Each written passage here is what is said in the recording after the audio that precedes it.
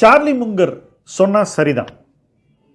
போன வீடியோவில் 5 முங்கர் கோட்ஸை நம்ம பேசினோம், அலசினோம். இன்னைக்கு அடுத்த 5 கோட்ஸை நம்ம பார்க்க போகிறோம். The young man knows the rules, the old man knows the exceptions. இன்னைக்கு நீங்கள் எல்லாருமே எப்படி இன்வெஸ்ட் பண்ணுறீங்க?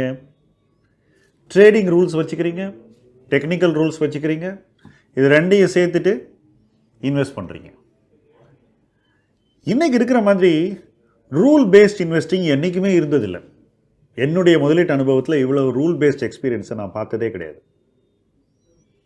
எல்லாரும் ரூல்ஸ் போடுறான், அந்த ரூல்ஸ் படி இன்வெஸ்ட் பண்ணுறான்னு சொல்லலாம், இன்வெஸ்ட் பண்ணுறது ஈஸின்னு சொல்கிறான். யங் பீப்புள் ரூல்ஸை ரொம்ப விரும்புகிறாங்க. ஏன்னா அவங்களால தெளிவாக ஒரு பாதையை போட்டு அதில் போக முடியுதுன்னு அவங்க நம்புகிறாங்க. பட் ஸ்டாக் மார்க்கெட் எப்படி தெரியுமா? ஒரு நாள் எல்லா ரூலையும் உடைச்சி சின்ன பின்னமாக்கிரும். என்னைக்கு டெக்னிக்கல்ஸ் ரொம்ப பர்ஃபெக்டாக இருக்கோ அன்னைக்கு ஏதோ ஒரு நிகழ்வு நடக்கும். நீங்கள் நினைச்ச எல்லா ரூல்ஸையும் அந்த நிகழ்வு உடைச்சிடும். இது யாருக்கு தெரியும்? அனுபவஸ்தர்களுக்கு தெரியும். அதுதான் முங்கருடைய simple point. Young man knows all the rules, old man knows the exceptions. எப்போ ரூல்ஸ் ஒர்க் அவுட் ஆகாதுன்னு அனுபவஸ்தர்களுக்கு தெரியும்னு முங்கர் அழகாக சொல்கிறார்.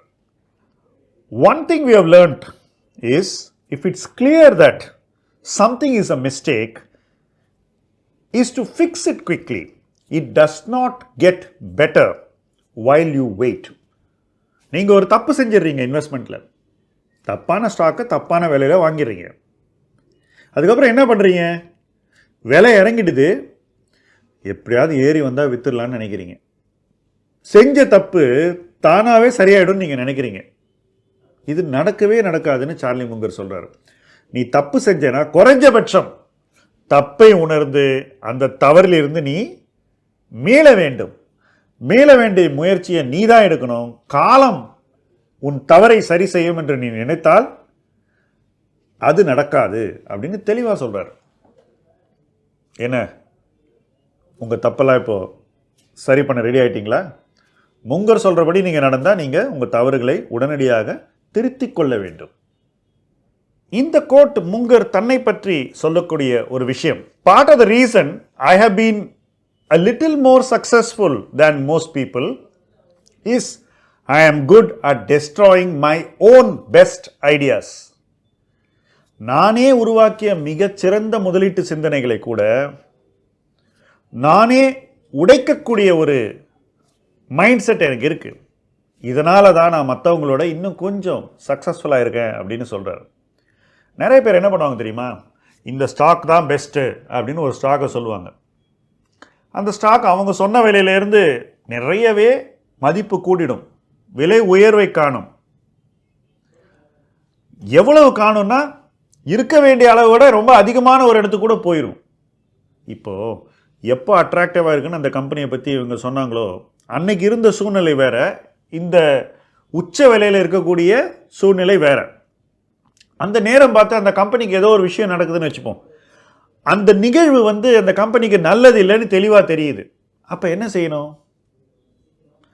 அந்த ஐடியாவையே அவங்க வேறு விதமாக பார்க்கணும். அந்த நிறுவனத்தையே அவங்க வேறு விதமாக பார்க்கணும். எந்த நிறுவனத்தை அவங்க ஒரு காலகட்டத்தில் ரொம்ப பாசிட்டிவாக பார்த்து விரும்பி வாங்கினாங்களோ, எதில் அவங்க அவ்வளோ சக்ஸஸை பார்த்தாங்களோ, அதே கம்பெனியில் அவங்க நெகட்டிவாக பார்க்க வேண்டிய ஒரு காலம் வரும். அன்னைக்கு அவங்க தவறாமல் தன்னுடைய எண்ணத்தையும் விருப்பத்தையும் திருத்தி கொள்ள வேண்டும். அப்போ என்ன பண்ணணும்? அந்த புல்லிஷ் ஐடியாவை அவங்களே உடைக்கணும். என்னால் அதை பண்ண முடியுது, அதனால தான் நான் வெற்றி அடைகிறேன், மற்றவங்களோட எனக்கு கொஞ்சம் பெட்டர் ரிசல்ட் கிடைக்குதுன்னு சார்லி முங்கர் சொல்கிறார். நீங்கள் என்ன பண்ணிகிட்ருக்கீங்க? அல்லது என்ன பண்ண போகிறீங்க? சொல்லுங்கள் கமெண்ட் செக்ஷனில். நீங்கள் உங்களுடைய ஐடியாஸை எப்படி டீல் பண்ணுறீங்க, எப்படி இன்னும் பெட்டராக டீல் பண்ண போகிறீங்கன்னு உங்களுடைய சிந்தனைகள் மற்றவர்களுக்கும் ஒரு இன்ஸ்பிரேஷனாக இருக்கட்டும். அடுத்த பாயிண்ட்டுக்கு போவோம். I am not entitled to an opinion unless I can state the arguments against my position better than people who are in opposition. I think I am qualified to speak only when I have reached that state. நான் ஒரு கருத்தை எடுத்து சொல்கிறேன்னா அந்த கருத்துக்கு எதிர்மறையான கருத்தையும் நானே வாதிடக்கூடிய திறன் இருக்க வேண்டும். இன்ஃபேக்ட் எதிர்த்து வாதிடுவான் எவ்வளவு நல்லா பேசுவானா அவனை விட நான் பெட்டரா பேசணும்னு முங்கர் சொல்றாரு. அப்பதான் அந்த கருத்தையே நான் சொல்லணுங்கிறார். இப்போ நான் ஒரு ஸ்டாக் பிடிக்கும்னு சொல்றேன்னாக்கா எல்லாரும் என்ன பண்றோம், அதுல நமக்கு பிடிச்ச விஷயத்த மட்டும் சொல்றோம், பிடிக்காத விஷயத்த சொல்லாம விட்டுறோம். இதுதான் இன்னைக்கு நடக்கக்கூடிய இன்ஃப்ளூயன்சர் உலகம். அப்போ பார்க்குறவங்க இந்த பிடிச்ச விஷயங்களை மட்டுமே புரிஞ்சுக்கிட்டு ஒரு முதலீட்டு முடிவையே எடுத்துடுறாங்க. ஏங்க, ஒரு ஐடியாவில் நெகட்டிவ் விஷயத்தையே தெரிஞ்சிக்காம வெறும் பாசிட்டிவ் விஷயம் தெரிஞ்சுட்டு ஒரு முடிவு எடுத்தீங்கன்னா அது ஒரு நல்ல முறை இல்லை. இன்ஃபேக்ட் அந்த மாதிரியான ஒரு அணுகுமுறையை எடுக்கக்கூடியவர்கள் தவறானவர்கள் அப்படின்ற மாதிரி தான் முங்கர் சொல்றாரு. அப்போ அந்த கருத்துக்கே மரியாதை இல்லைங்கிறார். I am not even entitled to an ஒப்பீனியன்றதான் அவருடைய பாயிண்ட். இதுதான் எனக்கு பிடிச்சிருக்கு, இதுதான் எனக்கு பிடிக்கல, இதுதான் பாசிட்டிவ், இதுதான் நெகட்டிவ்னு ரெண்டு கருத்தையும் சமநிலையில் வைத்து யாருனால வாதாட முடிகிறதோ அவங்க தான் அந்த பாசிட்டிவ் கருத்துக்கே சொந்தக்காரர்கள். அல்லது நீங்கள் நெகட்டிவ் கருத்து வச்சுருக்கீங்கன்னா அந்த நெகட்டிவ் கருத்துக்கு தகுதியானவராக நீங்கள் இருப்பீர்கள். இல்லைனா உங்கள் ஒப்பீனியனே வேஸ்ட்டுங்கிறார். இப்போ நீங்கள் சோஷியல் மீடியாவில் பார்க்கக்கூடிய ஒப்பீனியன்ஸ் எல்லாம் கொஞ்சம் திருப்பி போய் பாருங்கள். ஏதாவது ஒரு பங்கை பரிந்துரை செய்கிறவன் நெகட்டிவை சொல்கிறானான்னு கொஞ்சம் கண்ணை திறந்து பாருங்கள். எந்த நெகட்டிவுமே சொல்லாமல் எல்லா பாசிட்டிவையும் ஒருத்தர் பரிந்துரைக்கிறார்னா அந்த ஒப்பீனியன் எப்படிப்பட்ட ஒப்பீனியன் நீங்களே ஜட்ஜ் பண்ணிக்கோங்க. மாறாக ஒரு நெகட்டிவ் ஒப்பீனியனை சொல்கிறவன் பாசிட்டிவ் ஒப்பீனியன் ஒன்று கூட சொல்லாமல் வெறும் நெகட்டிவ் சொல்கிறான்னா அந்த ஒப்பீனியனை நீங்கள் சரியான அளவிட்டு ஒரு கன்க்ளூஷனுக்கு வாங்க. முங்கர் அழகாக சொல்கிறார், நான் ஒரு ஒப்பீனியன் கொடுத்தா எனக்கு அதுக்கு ஆப்போசிட்டாகவும் ஆர்கியூ பண்ண தெரியணும், ஆர்கியூ பண்ணணும். அப்போ தான் என்னுடைய ஒப்பீனியனுக்கு நான் சொந்தக்காரனாக தகுதி அடைகிறேன் அப்படின்னு அழகாக சொல்கிறார். உங்கள் ஒப்பீனியன்ஸையும் நீங்கள் ரெண்டு பக்கமும் பார்க்க கற்றுக்கணும். கடைசி பாயிண்ட்டுக்கு வருவோம். சிம்பிளான point. The game is to keep learning. தொடர்ந்து ஒரு முதலீட்டாளன் கற்றுக்கொண்டே இருக்க வேண்டும். இதுதான் முங்கருடைய பாயிண்ட்.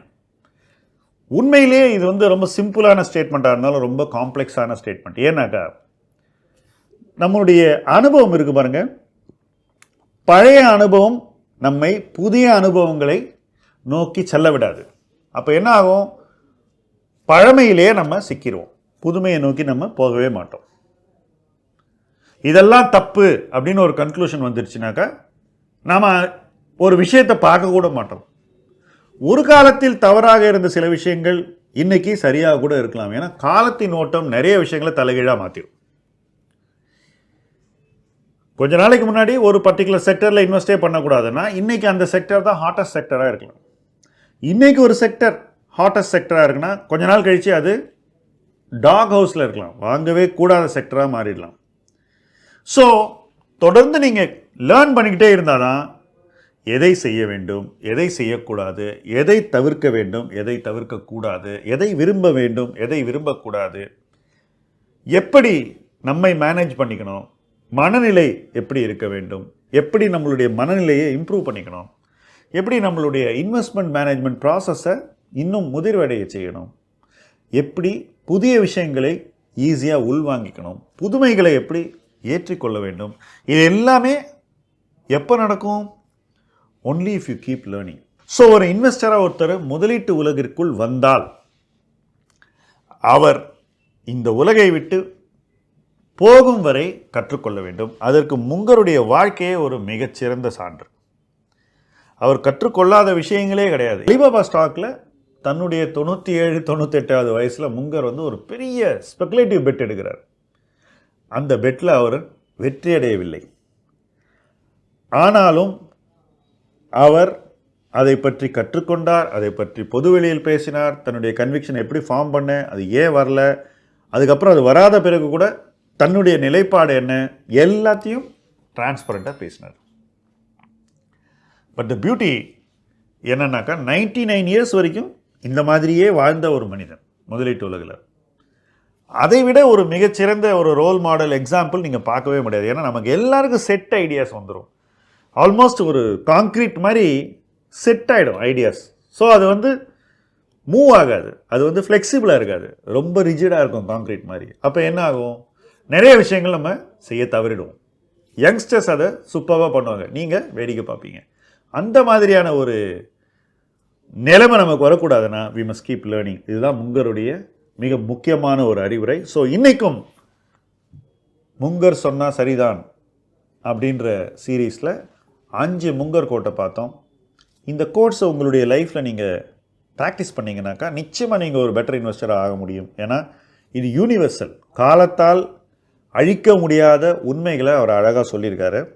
இந்த உண்மைகளை வந்து சும்மா கேட்டுட்டு அப்படியே விடக்கூடாது, ப்ராக்டிஸ் பண்ணணும். அதுதான் இந்த வீடியோவில் நம்ம இந்த விஷயங்களை இப்படி பேசுவதற்கான நோக்கம்.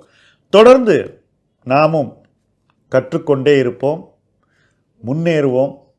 காலத்தின் மாற்றங்களுக்கு ஏற்றபடி நம்முடைய கல்வியின் தரத்தையும் உயர்த்தி கொள்வோம். முதலீடு என்பது கல்வி என்று ஒரு ஆழமான புரிதலோடு இணைந்து பயணிப்போம். முதலீட்டு களம் உங்கள் களம். நன்றி.